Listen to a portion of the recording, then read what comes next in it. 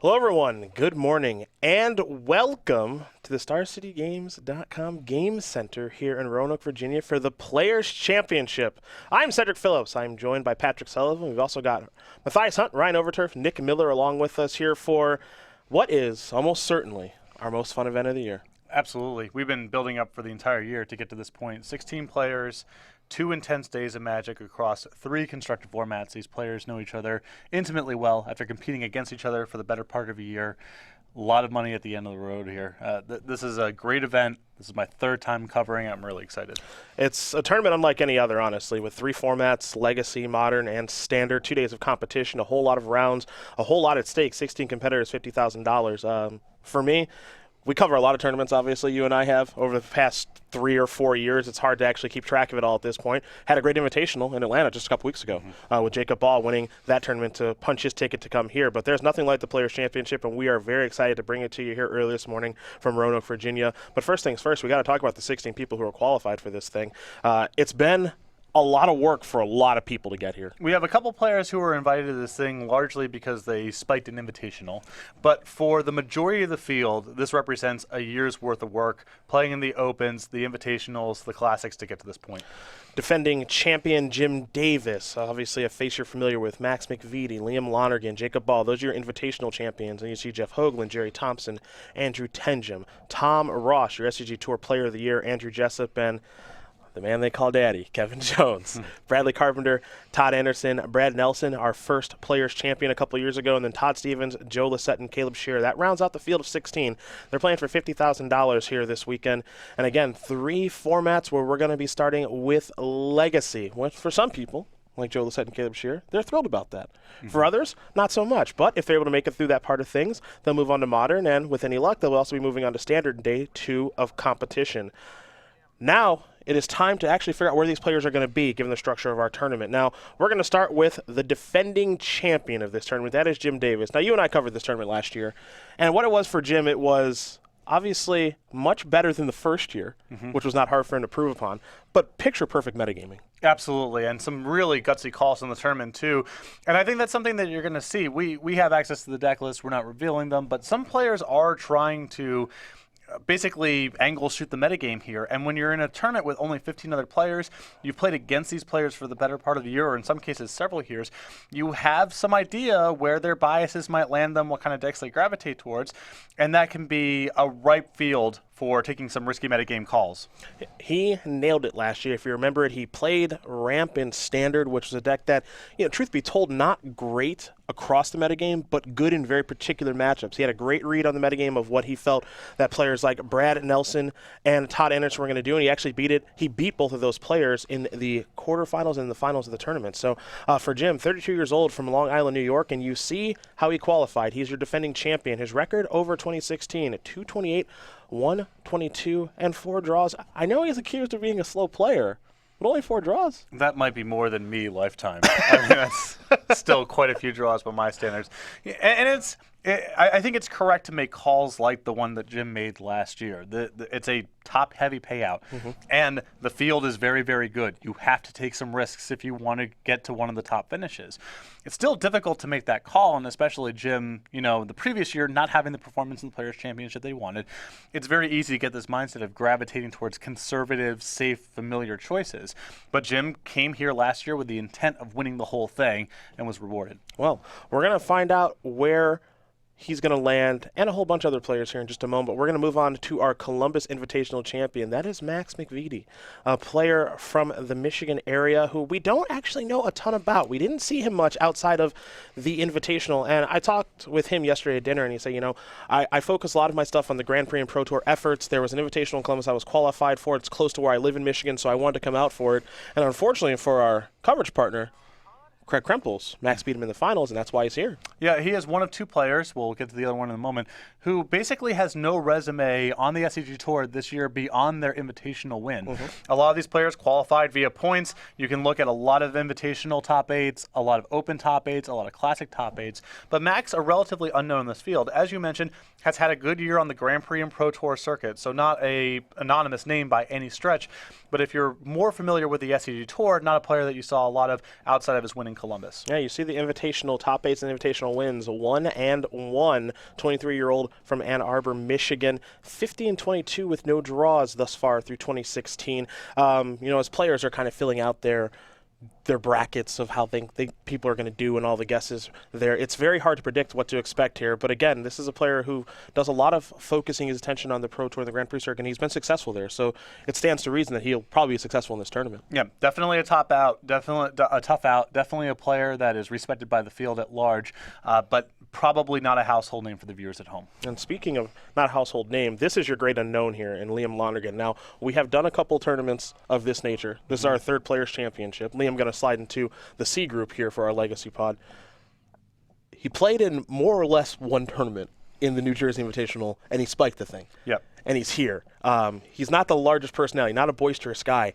You wonder how he's going to shape out in this field. We know he got the job done with Elves in the Modern Top 8, beat Tom Ross, beat JD and Clem Perrins, so obviously he can beat top competition, but what to expect from a player who is the great unknown in this tournament? Well, you would have to imagine that in Modern he's going to go with Elves, the same deck that he piloted to that invitational win, but he's an even more anonymous name than Max McVitie, who really has no finishes on the SCG Tour this year outside the invitational win. Liam is the most unknown player in this field, and quite possibly the most unknown player we've ever had at any of the Players' Championships, but still won an invitational, was very impressive on camera, and is a player to be respected. Yeah, that's the thing. There's no real way for anyone to predict him. Imagine getting ready for this tournament and you say, okay, I can go through results of, opens and classics and invitations and say, okay, this is what this player does. I can kind of gravitate my decks towards trying to beat this particular person. We know one deck for him, and maybe his standard deck from the invitational, but standard has obviously changed, but we know one deck, which is Modern Elves, and if he's going to do that again, or does he have a wider range than that? We don't know, and the players out there don't know. Well, I'll tell you right now, no one is topping whatever that is, 88, 89% win rate at the SCG Tour this year. Yep. Liam only showed up to one event, but he made it count. Yeah, he and won now it. he's here. Yeah, so we're going to see the great unknown with that. Now, a player that we do know quite a bit about, especially given his win 2 weeks ago in Atlanta, that's Jacob Ball. Now, obviously, we have a lot of players here who have done a year's worth of work. But for Jacob, he has put in a year's worth of work. Now, he's got a handful of open top 8s. He's got a win with 4-color rally much earlier this year. But he needed to have a great invitational to qualify for this tournament, and he did just that. Yep, he didn't need to win the whole thing to get there. By the time the top 8 was locked in for the invitational, he was already qualified. But nice cherry on top for the year to win the invitational altogether, now playing here in Roanoke. There are worse spots to be in than winning the invitational. Punch your ticket here. We have seen it happen time and time again at the last invitational, last chance to qualify. Someone finds a way. This year it was Jacob, the 27-year-old from Waterloo, Illinois, member of Team Card Hoarder. A couple of them in attendance here this week. I know it was their goal at the beginning of the year to qualify as many people as possible, and Jacob is one of them. Healthy record during 2016, Atlanta Invitational winner, 11 open top 8s with 2 wins. And, Jacob is, for my money, just kind of a best deck guy. He likes to play decks that are perceived to be the best decks, but he also doesn't really gravitate away from them, but he plays them well. He played Dredge in Modern a lot. I'm curious to see what the Legacy selection will be, and then we know how he did with Nia Aetherworks 2 weekends ago in Atlanta. You have to imagine he's probably going to want to do that again. Yeah, plus playing red-white vehicles week 1 of the new standard format, which was kind of the default, obvious best deck at that point in time. Jacob is a player that you can predict to make just solid, reasonable metagame calls. Probably not going to do anything too gutsy. I don't know if that's necessarily the best strategy for a field like this. As I mentioned before, Jim showed that trying to roll some dice, trying to get lucky, is a good way to strike that top-of-the-line payout. But Jacob is still a very, very good player, has had a lot of success playing these more stock conservative deck choices, and I think that he could still be successful if he went down that road. Oh, we're going to see how things do shake out for him as well. So that's our Players' Champion and our Invitational Champions. They're all locked and loaded. Now we've got to figure out where the other 12 players are going to go, and it's time for a little bit of fun randomization here. So we've got the second person in Group A. We got to find out who it's going to be right now, so we will spin the wheel, literally spinning a wheel to see where they're going to go. Let's do it. We are going to spin. Now, you seem like someone who would love like a little Plinko action. I do. Wheel of Fortune. I do. We go by the daddy, and we are going to go to the Miracle Man. That is Joe Lissette. He is going to be in Group A with Jim Davis. So, for Joe, let's talk about what we do know. He likes miracles. He does. Though, he is another player who has tried to get gutsy in PC fields before. He has played Reanimator, has gotten away from miracles, but for this tournament, I would expect him to go with his tired and true friend. We know Legacy is the name of the game for the Miracle Man. And I'm excited to see what he's going to do in Legacy, if he's going to take that risk, what he's going to do in Modern, what he's going to do in Standard, all of that good stuff. But I know we've got Matthias Hunt and Ryan Overturf. They are standing by to give you a little bit more analysis on Joe Lissette. Now, again, we know a lot about him. We know what he can do. It's his third PC, but they'll tell you even more about him if you're not familiar.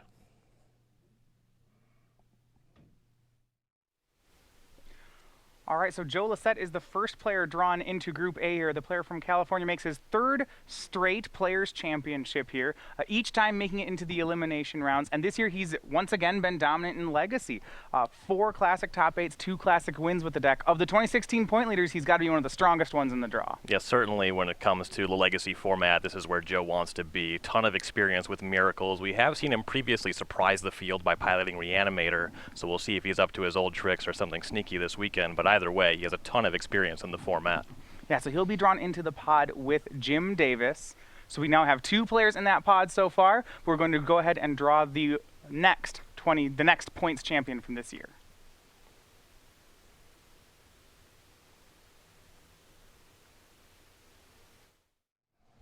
It's a good thing we're starting with Legacy for Joe, I think. Yes, but Joe is a great indicator of kind of what the information is worth in a tournament like this. Yep. He is a warping presence in this field. Yes. You are much more likely to either play a deck, if you're on the fence, that's good against miracles rather than the alternative, Yep. or dedicate 1 or 2 more sideboard slots than you typically would. There's no guarantee you play Joe in Legacy, but you have so much confidence that he's going to be playing that deck that it does inform some metagame decisions that otherwise you wouldn't be able to make. Yeah, we've seen that, especially in the Players' Championship. I think of the year that Reed Duke and Tom Ross played against each other, and we saw Reed Duke playing Miracles with Peacekeeper in his sideboard.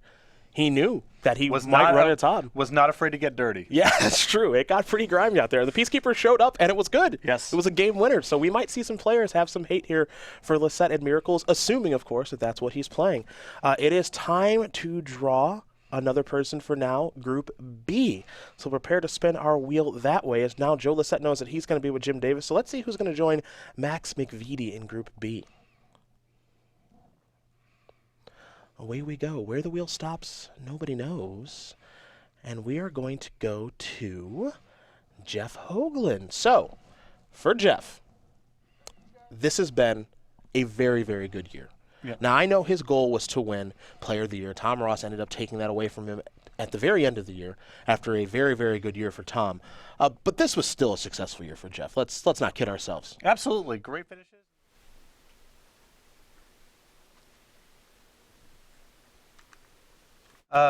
The issue, of course, this format has bedeviled him for the better part of a couple of years now. Yeah. He, ahead of schedule, got out of playing Legacy and started focusing on Modern once he started enjoying that format more.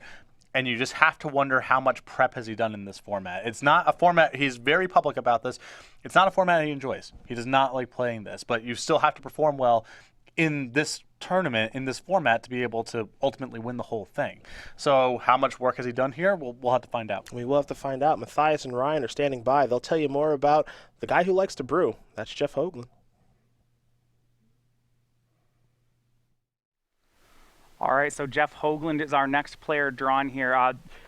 From what we know of Jeff, this year has really been his best year on the SCG Tour. He was the Season 1 points champion, which is why he's drawn into the category this way. You have to remember he was also the runner-up in 2016 overall for the Players' Race. 5 open top 8s, that's second among the field here.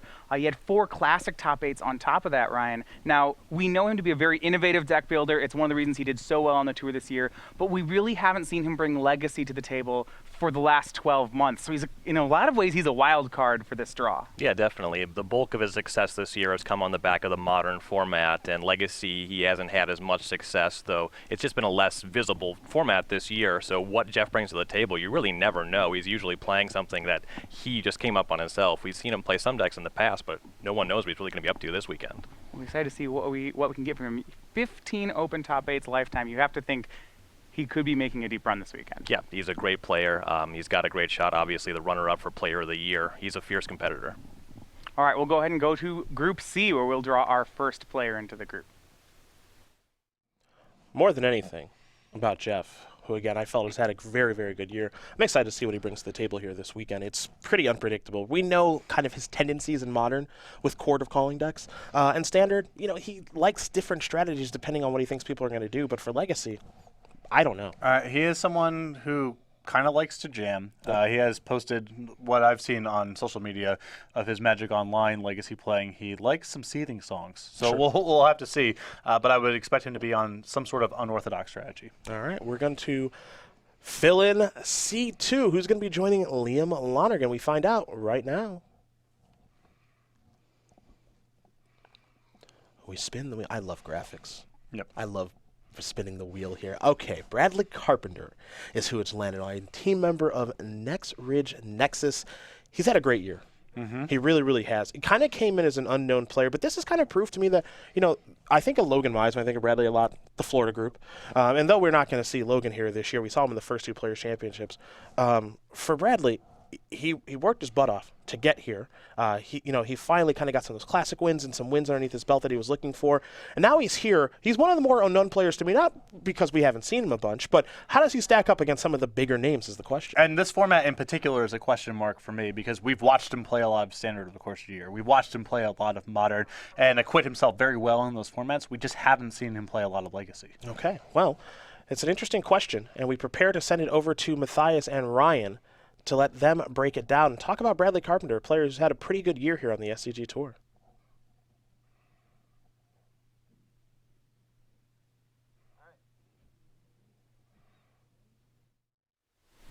All right, so it's Brad Carpenter will be the first player drawn into the bracket alongside Liam Lonergan for the Legacy rounds.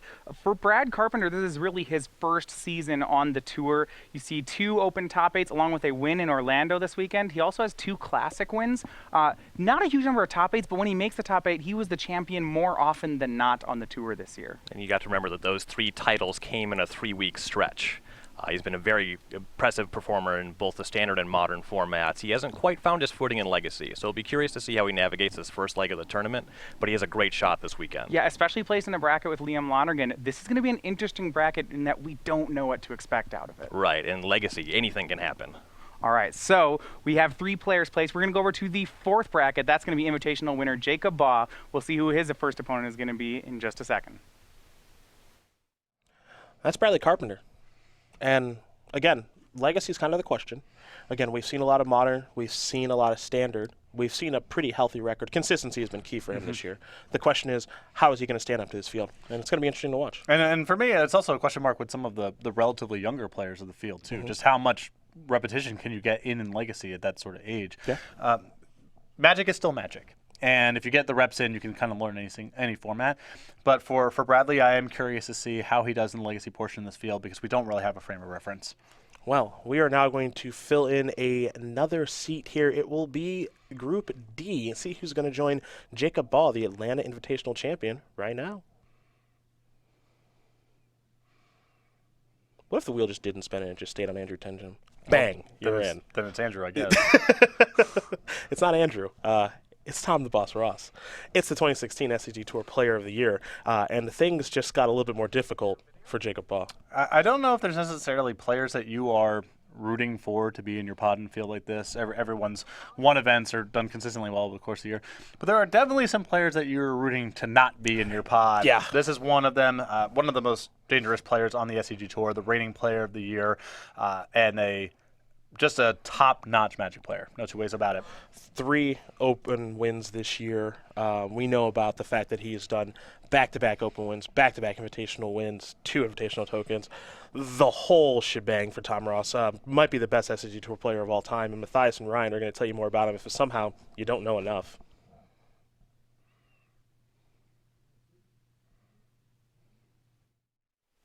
And Tom Ross is the first player drawn into Pod D. For the 2016 Players Champion, this has just really been his year. He has 8 open top 8s this year. That's 3 more than anyone else in the field. He has 2 more open wins than anyone else in the field. An Invi top 8 on top of that. You have to think this is going to be one of the scariest competitors in the event this weekend. When we look at Legacy, Tom actually surprised the whole field last year by bringing Death and Taxes to this tournament. And I think a lot of that is what makes him so scary. We've seen between decks like Infect, Death and Taxes, and even other things, he just has great range in all of these formats too. Right. His technical play is extremely tight, very impressive stuff. But what he's really demonstrated this year is just that range, the ability to top 8 and open with 8 rack. 8 rack. He can do anything. You have no idea what he's going to be playing. He's probably the scariest person in this tournament for that reason. All right, well, we now have 2 players placed in each of the pods, but we'll go back to Pod A then for the next draw. Who will be joining Jim Davis and Joe Lissette? Let's find out. Oh, the boss. Oh, the boss. Now, it's going to be fun to see what he's going to play. You think of Legacy, Infect, most times. Think of Modern, you think of Infect most times. Though he's dabbled in Dredge and Tron a little bit, and then Standard, he kind of dialed up a Humans deck in Atlanta, so I'm curious a little bit. There's a range there. Well, there is a range, but also Tom knows that he is one of the warping presences of this field. He's played against Peacekeeper before in this very tournament. So he knows that other people know that he gravitates towards these particular strategies. And at a certain point, maybe you say, I'm better off playing something else because I think that hate for my deck is going to be overrepresentative relative to a random tournament because people know that I'm playing in this and they know the decks I like to play. Yeah, it's going to be fun. Again, when you got a 16-player tournament like this, the metagaming is so important.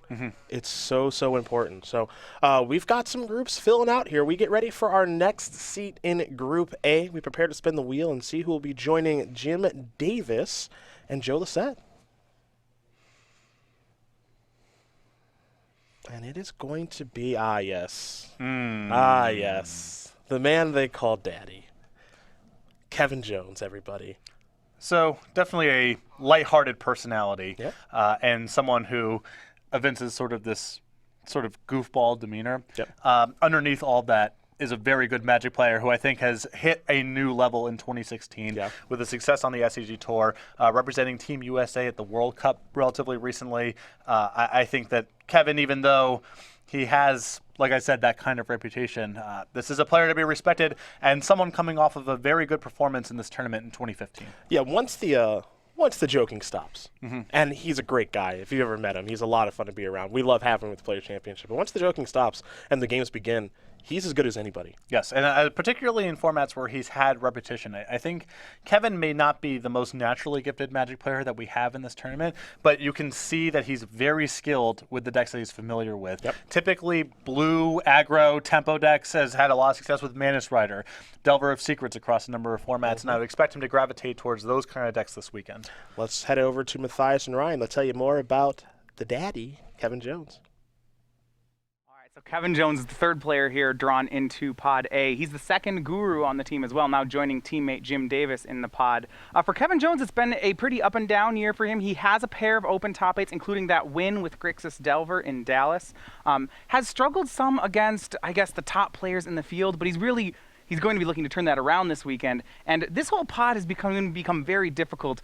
Between Joe, Jim, and Kevin, for all 3 players in this pod, this is their 3rd Players' Championship. For Kevin, though, this first leg in Legacy, he's really great at playing these tempo-oriented decks. He does have a win at Legacy Champs as well. So I expect him to do very well at this first leg, and the Standard and Modern both allow for some of that gameplay as well. So I think that this time of year, this is about the perfect time for Kevin Jones to be playing the Players' Championship. I'd be very concerned to play against him this weekend. Yeah, absolutely. And let's just think about Pod A, though, for a second. Like I said, of all these players on their 3rd Players' Championship, they all are really kind of have a resume in every format. This may be shaping up to be one of the tougher battles here that we're going to have today. Yeah, they have experience preparing for this kind of tournament. They have the areas they know that they wanted to improve from their previous testing, so they'll be able to build on that. And Metagame Gurus has been great at preparing for tournaments all year. All right, so we have 3 players in Pod A. We're now going to put a 3rd player into Pod B. Let's go back to the drawing. It didn't even occur to me here until just a moment, but Jim Davis, Kevin Jones, same team, Metagame Gurus, same pod. You wonder if they prepared together? Most this likely. Is a good thing? Is this a bad thing? I don't know. And Andrew Jessup still floating around, unassigned. We could have all three of those players loaded in the same group potentially. I know their goal was to get as many people as they could here, and they did just about that. So we'll see if they do square off against each other. But now we get ready to fill in another member of Group B. Max McVitie is already in there, and so is Jeff Hoagland. So I guess we can find out who the third person will be as we spin le wheel.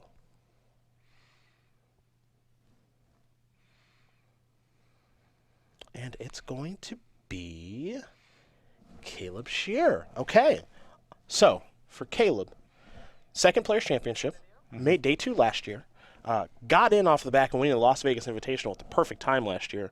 But this year has been kind of a down year for him. He's been consistent, but no open wins, no Invitational one outside of the Las Vegas one, which counted towards this year. Don't really know what to expect. A lot of solid performances throughout the Opens, but no top 8s this year. A lot of work done in the Classics with 5 top 8s and a win. Steady performances throughout the tour over the course of the year, and that Invitational at the end of 2015 in Las Vegas, a huge part of the reason that he's here. It's proof that consistency will get you where you're trying to go. That's how he qualified. Our last at-large bid on our Player of the Year leaderboard got him here to the Star City Game Center again. Now, he came in with a lot of momentum last year off that Invitational win in Las Vegas. This year, he kind of clawed his way in, with a top 64 on tiebreakers at the Atlanta Invitational to secure his spot. So I'm curious to see if he can kind of come in with a little bit more momentum now, because he's not coming in with it as much as he did last year. Matthias and Ryan, I know they're standing by. They'll break down the guy who I know loves peanuts and loves Storm and Legacy. That's Caleb Scherer. All right, so for the Missouri-based Magic player, this is his second Players Championship. Caleb Scherer is the storm counter here on the SCG Tour, and he really stormed his way into the Players Championship. 5 Classic top 8s, all of them in Legacy, including a win. That is how he got his points to get here. You have to think he is certainly one of the more scary draws in Legacy this weekend. And you see in Pod B, Caleb against players like Jeff Hoagland and Max McVitie, he's playing against players who Legacy would not be their preferred format. You have to think this is a great group placement for Caleb Scherer. If I had to pick one player in this event to 3-0 the Legacy portion, it would be Caleb Scherer. He's very versed in the history of the format. He knows the play patterns of his deck very well. Storm is a deck that's difficult to navigate both with and against. So if he's playing that deck this weekend, I expect him to have an edge over most of the competitors in the field. All right, so we'll see if he can do one better from his results last year. Caleb is the third player in Pod B. We're going to move over to Pod C now as we draw our third player for the Legacy portion. Will it be Storm and Legacy again? I got to say probably. That would be my guess. Will it be Storm and Modern? I don't think so, because I just don't think the deck is good enough there. I think Caleb realizes that. And we know he's tried Storm and Standard. He's not going to do that again. But I'm curious to see what the other decks are going to be, because I think coming into this tournament, if you're a player getting ready for this tournament, you take just a look at what Caleb has done in the Legacy Classics and Opens and all that stuff. It's been consistent with Storm. Yes, and I think of all the players when I think about their Legacy decks, I would imagine he's the least likely to deviate of anyone, and that includes Tom Ross. In fact, that includes Joe Lissette with Miracles. Yep. I've never seen him play a deck other than Storm. He obviously feels comfortable playing that kind of spell-based combo deck, and familiarity is worth a lot in a tournament like this. Well, we prepare to fill out our next spot in Group C. We know Liam Lonergan and Bradley Carpenter are there, so we'll figure out who's going to be joining them right now.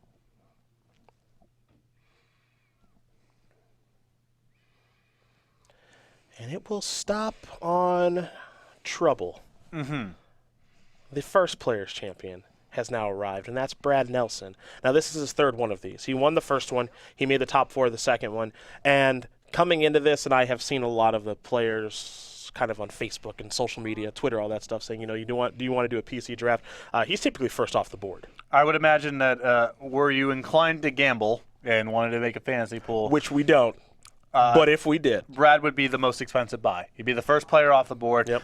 Just a phenomenal player, former Players Champion, former Player of the Year, Pro Tour, Grand Prix, Opens, Tour, Invitational success, all the way through.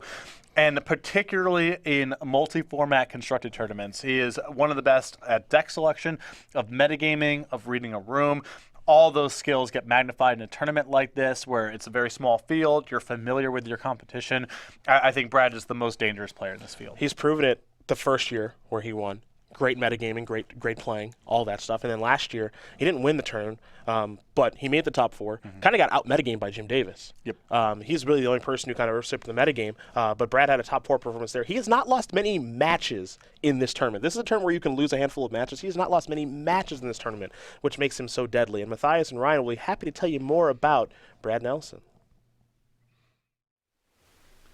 A month ago, it looked like Brad Nelson may not be here at the Third Players Championship, but then with a win in Knoxville, he quickly changed all of that. For Brad Nelson, he's been nothing short of dominant on the tour and dominant at this event. The 2014 Players Champion, won the tournament that year. He was in the semifinals last year. He is, in 2 years, Brad has lost 2 matches at this event. You pair that with the fact that he's been equally dominant in 2016. He's the only player in the field to win more than 70% of his matches on the tour. When you look at his record against all the other players in this room, he's winning over 65% of those matches on top of it. He's the only player with that kind of stat both ways. You have to think he is one of the favorites for the whole tournament. When Brad does his homework, and you'd better believe he has done his homework for this tournament, he is a very impressive player. He just takes down tournaments. He just showed up, took a trophy home. That's how he carved his way to get into this tournament. Odds are, no matter how you prepared to play against Brad Nelson this weekend, he prepared more to play against you. So Brad is drawn into the bracket with Brad Carpenter and Liam Lonergan. That's Pod C. So we have 3 players there now. We're going to go over to Pod D as we draw the 3rd player into that pod. Group C just got a little bit tougher with the addition of Brad Nelson. The fun thing about him, we sit here, we try to predict decks, what people are going to play. We know Brad's tendencies with Death Shadow and Modern, and Legacy is honestly a little bit open. We saw Death and Taxes last year. I don't know if we're going to see that again in Standard. He's kind of the king of Standard, I would say. So, it's tough to predict what he's going to do. I think that's what makes it interesting. And he's so good at reading the field. Yeah. His metagame calls, that's what he's known for, I think, more than anything else in tournament magic, is winning a tournament and then the next week showing up with something completely different. Yep. He thinks that there's decks for particular places and times. And in a field like this, again, where you know the competition, you have a sense of what decks people are going to gravitate towards, you know what people know about all the other competition, all that information, I think Brad has to get a bigger edge from that sort of thing than anyone else playing here. We get ready to fill in our 3rd seat in Group D. Right now, we've got Jacob Ball and Tom Ross over there. So let's see if there's a way to make this one more difficult. We spin the wheel. Andrew Tenjum, it's not you. Spin past Andrew Tenjum. It's going to be, at least I think it's not him. All right. It is Jerry Thompson. So, for the better part of this year, Jerry Thompson and Tom Ross traveled together, top 8 at tournaments together, kind of were in their own little discussion of who's the best SCG Tour player of all time between the 2 of them, and now they're in the same group. This is a lot of fun. Jerry is probably motivated by vengeance more than anyone else playing in the PC field. Okay. And takes a tournament like this very seriously. Yeah. A lot of bragging rights at stake, a lot of potential rivalries to hash out, some beef maybe accrued over the last couple of years. Sure. A lot that can go on in a tournament like this. I think of anyone playing this tournament, and maybe even more than Brad, he's got the widest range of decks that he would consider playing. I know Jerry does not rule out anything. Yep. So if you're looking at who's the person, there's always who's the person who's going to play Boggles in Modern? Who's the person who's going to play Charbelcher in Legacy? Who just has that sort of range? I think Jerry's the top of the list. He's not afraid to take the risk. I think of Pro Tour Return to Ravnica, which was in Seattle. It was a Jund format through and through. And it was a Modern tournament. And he played this Niv Magus Elemental deck, which had a really bad matchup against Jund, but could beat everything else, realistically. Now, he got paired against Jund a few times and had a bad matchup, but that kind of demonstrates your point of he's not afraid to say, I think I can do this, get away with this, and you know what? I'm going to put the deck list out there, I'm going to register, and we'll see how the cards fall. Right. I think for Brad Nelson, he does have a very wide range, but there is a bar of this deck's just not good enough. Yep. It's not good enough, and I'm not going to play. It's not powerful enough. Jerry doesn't have that sort of inhibition. He will play literally anything. So I'm sure, combined with his constructed prowess generally, his deck selection should be pretty fascinating. Matthias Ryan will tell you about one of the best SCG Tour players of all time in Jerry Thompson. So Jerry Thompson is drawn into Pod D, and Ryan, I have to say this is for me becoming one of the most interesting pods. So Tom Ross may have been the tour's most dominant player for the last 2 years, but sometimes we forget that for the 5 years before that, Jerry Thompson was unquestionably the strongest player on the tour. He's one of the winningest players in tour history. This year we haven't seen a ton of him. After season 1, he hasn't really showed up a whole lot. But historically, in Standard and Legacy, he's a very dominant player. Modern is a format where he struggled a little bit to find his footing. Yeah, I mean, it's going to be interesting, right? Jerry has 7 invitational top 8s. That's 3 more than anyone else at this event. It certainly is the record for any player on the SCG Tour. What is going to be interesting for me is that this is a 16-player tournament. It's a very small field. How much does that play into the strengths of a player like Jerry Thompson? Jerry's biggest strength as a player is solving metagames, finding a deck, a list to break through a metagame. He was very successful during the Cawblade era by consistently leveling up the entire field and just outperforming with carved, like sculpted decks. If he correctly guesses the metagame, the field he's going to play against, I expect him to have great lists for the weekend, and I expect him to play them well too. All right, so both Jerry Thompson and Tom Ross joining Jacob Bott in Pod D. That one's shaping up to be a very tough pod. Yes. So 4 players remain. We're going to go ahead and draw them as the last spot into each pod. So we're going to go back to Pod A. We're going to see who the 4th player to round out the legacy portion is going to be. This is going to get interesting now. I'm laughing because I'm preparing for the Tom Jerry match. Yeah, That's what I'm preparing for. it's gonna be nice. Because those guys are good friends, but those guys are super competitive. And both players very willing to bluff, not only because they have that in their range, but getting over on the other person. Yeah, they want to get the other one. Exactly. Yeah. So hopefully we get to see that one. I'm looking forward to that match as they are in the same group. Now we got to fill out the groups here. So we've got 3 players in each one. We got to put 1 more in each group. We go back to Group A. Right now we've got Jim Davis, Joe Lissette, and Kevin Jones. Who's the 4th one? Here we go. Spinning to winning. And aha! See, we didn't even have to spin. We could have just stayed on Andrew Tenjum. So Tenjum is a really interesting case to me. You know, we've been covering the SCG Tour for a handful of years, and we watched him grow as a player over the past handful of years. Remember calling his first open win in Cincinnati a couple of years ago? And then, he said, I wanted to qualify for the Players' Championship, and he did a lot to put different decks into the metagame, most notably the white-blue, blue-white Eldrazi deck in Modern. He was one of the first ones to kind of adopt that, and I know for the team that he's on, he's kind of their lead deck builder. Yeah, Andrew is a very creative deck builder.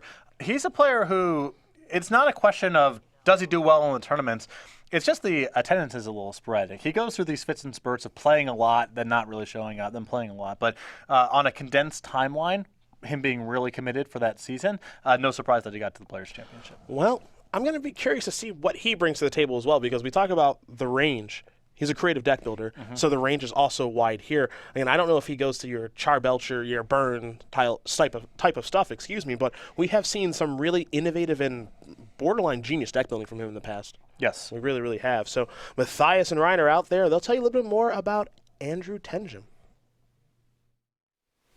All right, so the 24-year-old from Madison, Wisconsin, Andrew Tenjum, is going to round out Pod A as the 4th player, qualifying in Season 1 with a points bid. One of us are more veteran players here as well, and I just want to look at this, how this bracket is as a whole. We have Andrew Tenjum's joining Kevin Jones, Jim Davis, and Joe Lissette. All 4 of these players, Ryan, are players with a reasonable to strong legacy background. Yes. Among them, though, Tenjum is the player I think it would be hardest to pick a deck for this weekend. He just has kind of a reputation for playing good decks well, not particularly being married to a particular strategy or championing any. So he's kind of a wild card in that respect this weekend, so I'm excited to see what he comes up with. All right, so with Andrew Tenjum, that finishes out Pod A. We're going to go over and get the last player now into Pod B. That's Andrew Tenjum. I'm curious to see what he's going to bring to the table here. I feel like I say that a lot here this weekend, but what makes this tournament kind of interesting is we've got some players who are kind of known for doing certain things, but we've got some players who are not afraid to bring interesting weapons to the table. Yes, although a lot of Andrew's deck building seems more motivated by I've discovered this powerful synergy that other people aren't really exploiting, and not so much, oh, there's this wrinkle in the metagame, there's a way for me to attack this. So if he's bringing something new to the table, I expect it to be just raw power, raw synergy, not so much a metagame deck. But we'll see. It also wouldn't surprise me if he went with some pretty conventional choices. We go to Group B. Let's fill it out. Let's spin the wheel, see who the last person will be in there. Going to be joining Max McVitie, Jeff Hoagland, and Caleb Scheer, and that person is going to be the last one into the tournament in Todd Anderson. Jacob Ball had to win that tournament in Atlanta 2 weeks ago to qualify Todd Anderson for this tournament, and he did. And now Todd is in. Now remember, Todd second place last year, lost to Jim Davis in the finals. He's obviously a very real threat here. Yes, and much like Brad Nelson, a good friend of his, a multi-format constructed powerhouse. I mean, it has shown proficiency in Legacy, Modern, and Standard over the course of several years, and also is just a very tough out in a tournament like this. The range isn't as wide for Todd, at least in my opinion. Some might disagree, but the range isn't as wide for Todd. But what he's going to play really, really well. We saw that last year where he played some decks, I think, a little bit out of his comfort zone, like Death and Taxes, but was not an issue at all. No, I think Todd seems very familiar, very comfortable playing proactive spell-based decks. Okay. We see a lot of blue-red, fidgety nonsense in Standard. We've seen all manner of Teamer box decks and him be able to proficiently navigate these counterspell wars. He likes Sneak and Show in Legacy. I expect him to gravitate towards those sort of decks. But again, in a field like this, so Todd's shown a range. He's shown a capacity to play different decks or decks that are outside of his comfort zone. So I think he's likely to play whatever he thinks is the best. But he has shown some tendencies towards aggressive spell-based decks. He top eights a lot of tournaments, too. I think it's 31 open top eights. I don't even know what the number is now. Matthias and Ryan do, and they'll tell you more about Todd Anderson, all those wins right now. For Todd Anderson, the last player to make it into the Players' Championship, he may be one of the most dangerous players this weekend. Todd having career-wise a full 30 top eights here on the SCG Tour. Making the Players' Championship, he was the runner-up last year to Jim Davis. He's played both Players' Championships, had a deep run in both, or rather, last year he had a deep run to the finals. He's dangerous in this group, especially when you look at some of the competition he's up against. Yes, most open top eights in SCG Tour history. Success in all three formats, Standard, Modern, and Legacy. Definitely hungry coming off a loss in the finals last year. He wants the trophy this weekend. You better believe that he's coming for it.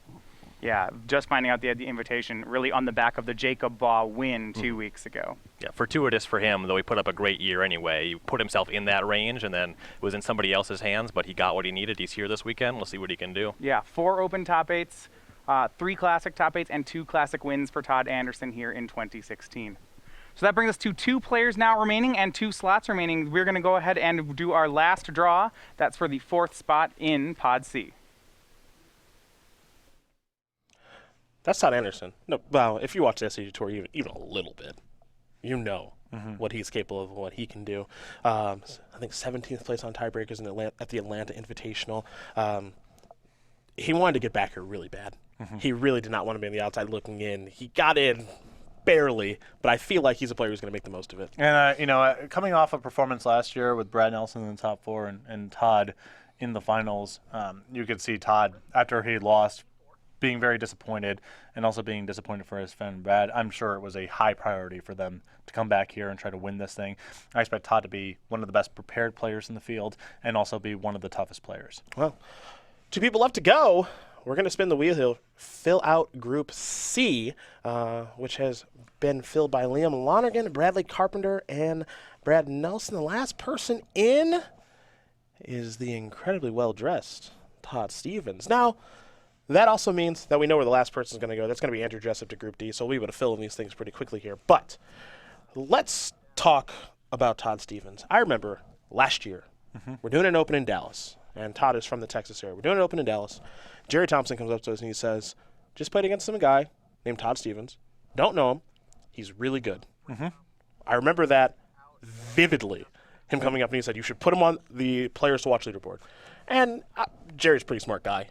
We take and that's a recommendation out of the blue. So we take that recommendation. Stevens ends up going, I think, X3 in that tournament. Doesn't top 8, loses playing for top 8 potentially, something like that. Then Todd Stevens, over the course of that day, he came over to us and he said, my name's Todd Stevens. I'm looking to qualify for the Players' Championship. And last year it wasn't realistic. Got started too late. But I know that was a goal of his this year, and now here he is. Exactly. 4 open top 8s to his name in 2016. Steady performances throughout the course of the year. A high goal for him to get to the Players' Championship. Like you mentioned, he spoke to us towards the end of 2015 about getting here in 2016 being a high priority for him. Has shown some chops as an innovative deck builder as well. Not just someone who's playing stock deck lists well, but also someone who's shown propensity to brew. Had Ban Eldrazi, one of the initial alpha builds very early on, a player who's shown capacity as a very proficient player and deck builder. Now, I don't want to sell the other person short as well, because we're going to go over them both at the same time here in Andrew JESSUP. Danny JESSUP, his brother, did not qualify this year, unfortunately for him, but Andrew did. And I know that Andrew's wanted to be here the past couple of years. We're going to have a JESSUP here regardless. But for Andrew, he is very, very best deck. Yes. And play it well. I know that for you, for example, in Modern, you think Infect is the best deck by a lot. Yes. Andrew agrees, and we don't see him play anything else. And the nice thing there is he plays it really darn well. And for Andrew, you know, so he's not the most extroverted personality, certainly compared to teammate Kevin Jones, who is. Sure. And Jim Davis, who's sort of the leader of Metagame Gurus. Andrew, not so much a loud personality. But for my money, one of the best technical players in the tournament. Yeah. I think very sharp, not the widest range, generally plays the best deck in each format, but he's a very, very sharp, very precise player, and not someone to be overlooked in this field. Yeah, it's interesting. We draw the final two names there, and Todd Stevens and Andrew JESSUP. They're two very different players, but they're both here, and that's what makes this tournament so interesting, is that they kind of approach Magic a different way, but they have both accomplished their goal of getting to the Players' Championship. Matthias and Ryan are going to tell you more about each one of these two great players right now.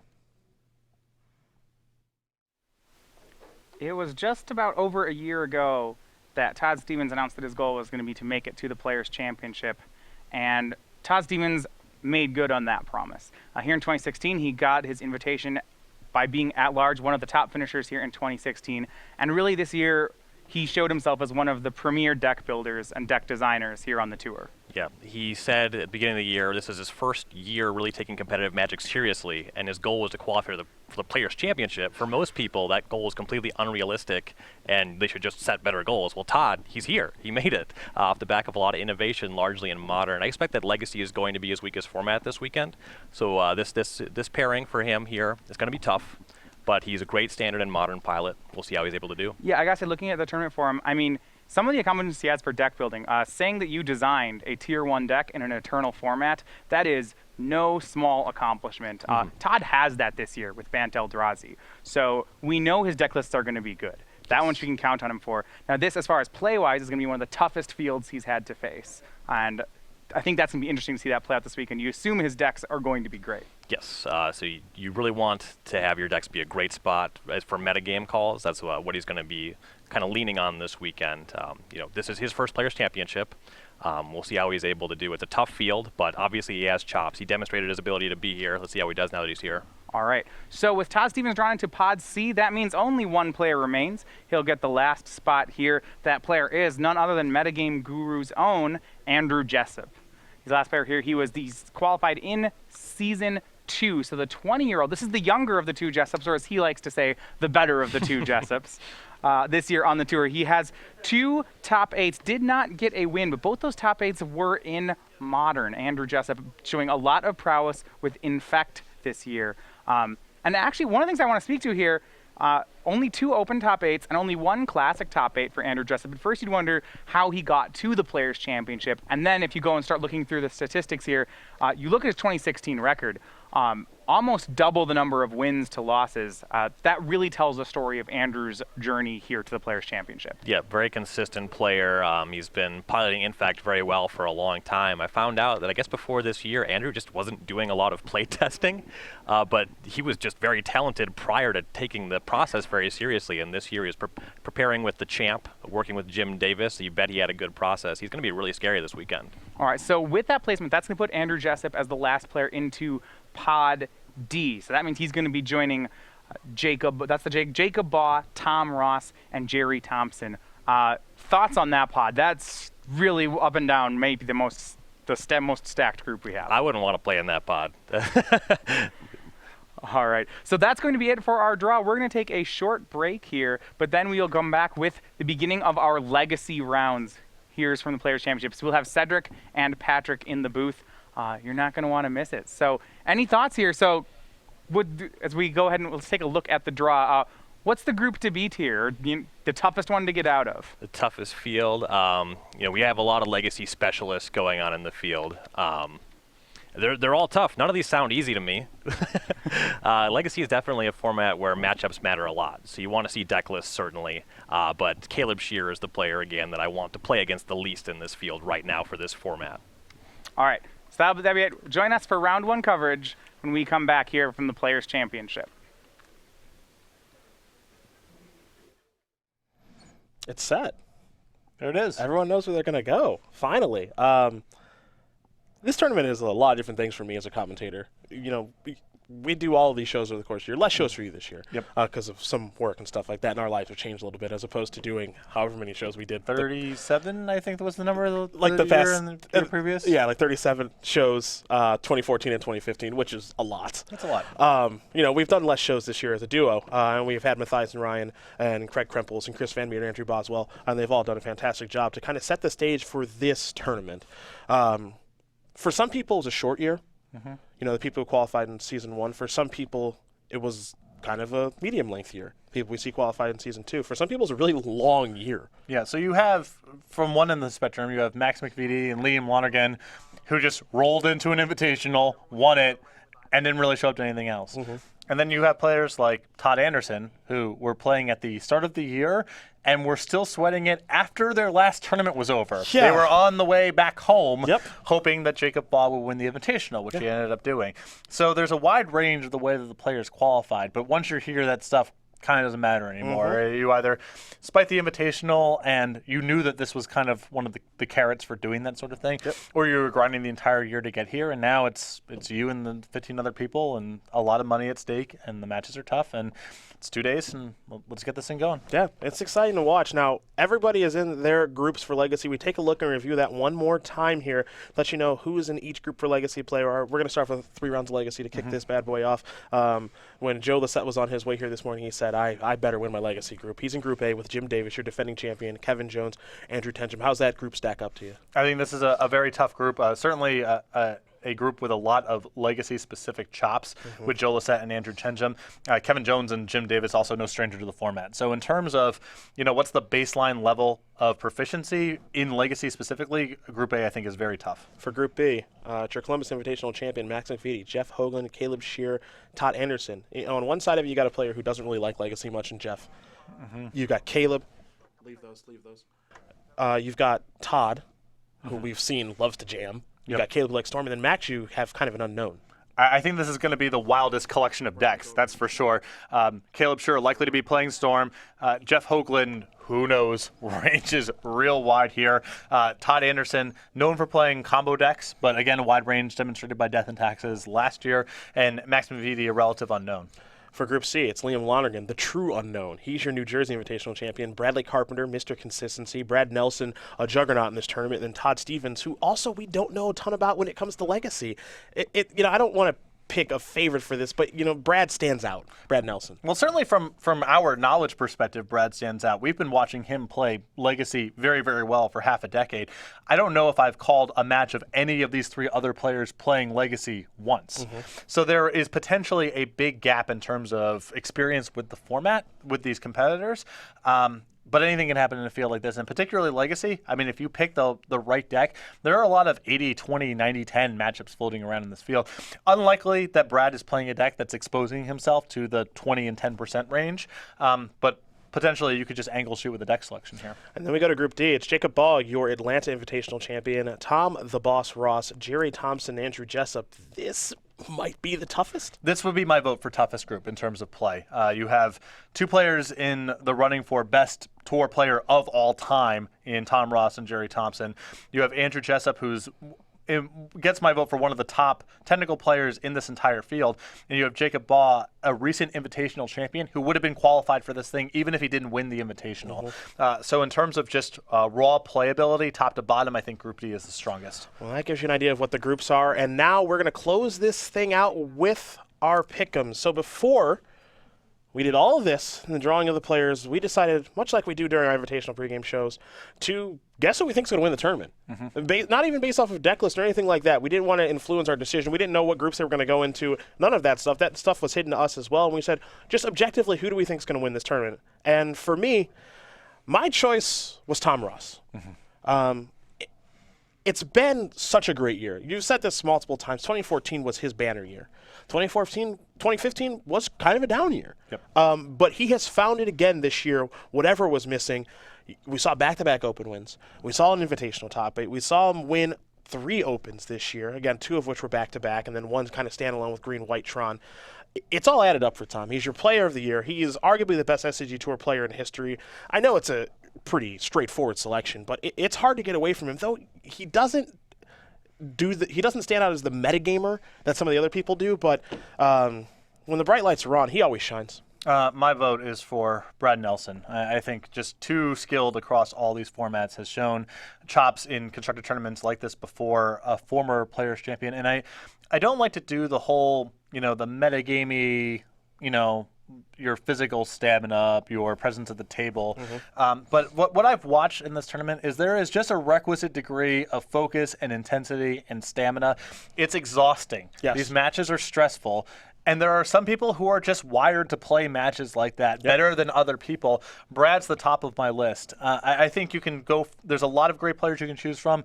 Certainly picking Tom Ross or Jerry Thompson because of a mixture of their play skill and constructed chops, wouldn't object to that. But when it comes to the are you conditioned to play in a tournament like this – over the course of 2 days, I think Brad stands head and shoulders over the other competitors. I know he's a popular selection. As we take a look at Matthias' selection, he's going to go with Brad Nelson. For Ryan Overturf, he's going to go with Jerry Thompson, which is certainly a perfectly fine selection. And then for Nick Miller, he's going to go with Brad as well. I know a lot of people are leaning towards what Brad has done in this tournament historically.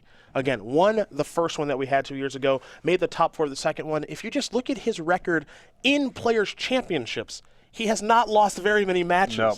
That's what makes him such a popular choice. Well, but there's some historical precedent kind of cutting in the other direction too. When you look at Jim did not have a good Players Championship the first time, and last year came to this tournament and it was the attitude was Jim's good. We will play with Jim. Jim's very good. Yep. Is he making anyone's second most likely to win this tournament? Probably not at the time, but with enough preparation, with the right sort of risky metagame calls, Jim was able to win the whole thing. Yep. So anyone can do this. I think Brad, Tom, and Jerry are probably the consensus top 3 if you had to make that roster up. But Jim showed last year with preparation, with tight play, with taking the right kind of risks, with catching the right breaks, that anyone can win this thing. Yeah, and we can't sell anyone short. Like you mentioned, Jim, like Todd, who got second place. He's kind of playing with house money here. He barely got into the tournament. We know when he's focused, he can play as well. And heck, even, again, the unknowns are what make this tournament great too. Liam Lonergan, no clue what to expect. Max Viti, no clue what to expect. But, we didn't know what to expect from Alex Bistecki last year. He made day 2 of competition. We didn't know what to expect from a bunch of other people through previous Player Championships, and they have done very well for themselves. And you know what? I'm going to throw Jeff Hogan's name out there as well because he was runner-up in Player of the Year, and he led that thing for about 3/4, a little more than that. And he's just a different player now than he was the previous PC. Yeah. I mean, there's no two ways about it. I think his deck selection is better. I think his level of play is much better than it was a few years ago. And he had a very good 2016. He came in second in the running for Player of the Year. Yep. Again, maybe not at the top of the list of who's most likely to win, who's the best technical player in the event, all that kind of stuff. But at the end of this, if Jeff, if Todd Anderson, there's so many players where you would say, I'm not surprised this happened. Yeah. It's just a very tough field. Only one player can come away with the title. 15 players ultimately leave disappointed. It's tough to win this thing, but they're all on even footing right now. Well, we're going to find out who is going to get their day off with wins. We're going to start with some Legacy Group play here in just a moment. We're going to take a short break here from the Star City Game Center in Roanoke, Virginia. We do come back. Patrick and I will kick things off with some Legacy action, so maybe some tops, definitely some fetch lands, and a whole bunch of brainstorms. We'll see you guys back here for all of that just a bit.